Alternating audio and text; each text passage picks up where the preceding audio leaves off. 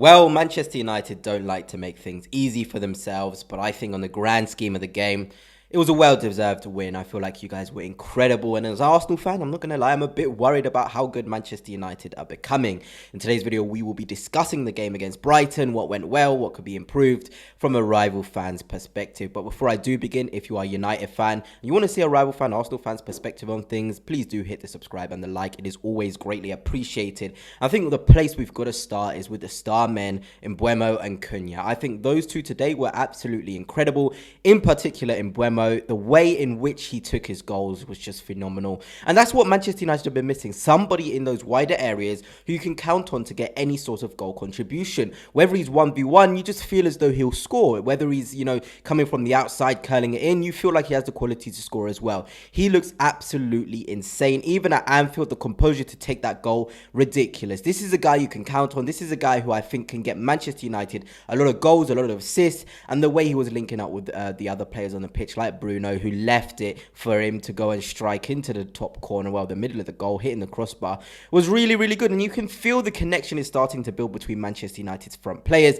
And I feel as though if you want to have a really good attack, you need your players to be able to have the understanding of each other. And I feel like Mbuemo, Cunha, Bruno, you can see the understanding. And I feel like good attacks are built on great understanding. And I'm seeing that great understanding right now. And that is very, very scary from an Arsenal point of view. I feel like Cunha as well, crucial for him to get his first Manchester United goal. You know how the media is. They're always talking. This guy hasn't scored in 12 games, in whatever it is. But that goal was taken like somebody who had scored about 50 goals for Manchester United. A really good finish. The way he disguised it, round the defender into the corner. A really clever finish. And it was after a small period where Brighton had a lot of the ball, were creating some openings, and they needed somebody to step up. And in previous years, because Brighton have won 3 on the bounce at Old Trafford, there hasn't been that person in the Manchester United attack, apart from Bruno Fernandes, who'd be willing to take the game by the scruff of his neck when it looks like the opposition is starting to build momentum. And the way that Cunha took that goal really, really nicely, nothing more you can really ask for. And in terms of his defensive contribution, I think Ruben Amorim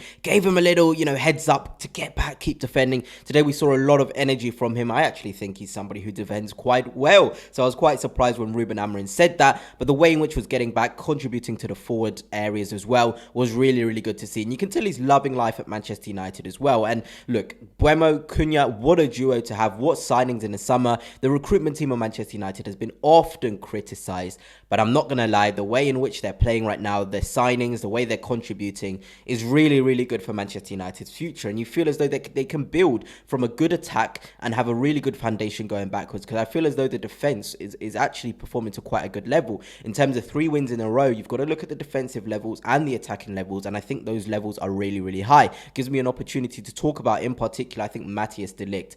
He's really, really impressing me, the way he's defending balls into the box. No Harry Maguire. You need somebody else to be in the middle of that 3 to be able to take control, to take leadership, and you can tell he's taking ownership of that back line. The way he's performing, the way he's defending, the way he's following players in. He's not just staying in the centre half position, he's following people in and winning the ball quite a lot. Luke Shaw did that for one of Manchester United's goal, really, really good, following a Brighton player in, Ruta, and then giving it for Casemiro to hit it. That is what you want to be seeing from a Manchester United point of view. Your defenders being aggressive as possible, because you've got 3 defenders for a reason. If one goes in, you have 2 back there, and your wing backs can come in and defend. So in terms of Manchester United being more aggressive, that is what you want to be seeing from a system point of view, because a lot of people talk about Manchester United's system. Is it a good system and all of this stuff? But the way that they're playing is really, really encouraging. It genuinely is. But in terms of, other aspects of the game, I haven't really touched on Bruno Fernandes. I think he was really, really good in engine room. Clever to leave that one go.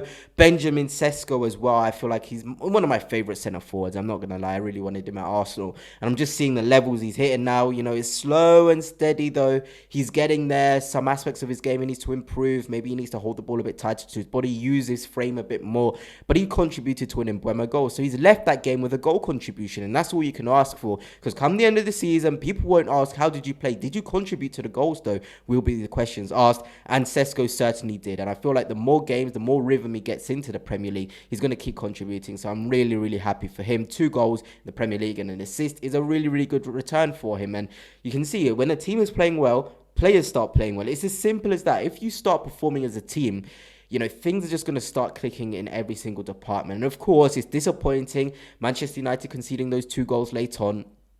But then you ask a different type of reaction. Can you react from adversity? The Manchester United of old probably would have crumbled and let that go to 3-3. But this is a new United with a new mentality. You're seeing players like Mbuemo coming from Brentford with that mentality. You have people like Lamens in goal. I think he was really good in terms of claiming the ball. And unlucky with the 2 goals. I feel like he couldn't do much about them. But he made some really good saves. His distribution was pretty good as well. I'm really impressed with Sen Lamens. I think he's a phenomenal signing for Manchester United. He's a player in which gives the back 4 security, or the back 5 or back 3, whatever you want to call it, really good security. And he feels like Manchester United's proper goalkeeper. Not too much sort of actions in terms of he's shouting, he's doing this. He does his job. He does what he needs to do. And Manchester United need a keeper like that who just does what is required of him and performs in the big moments when it's called upon. So a very big win for Manchester United into the top 4. Only 3 points off my club, Arsenal. Who knows what the limits for this United team is this season? I think getting back in the Champions League is the main objective, and I feel as though with how good their attack is,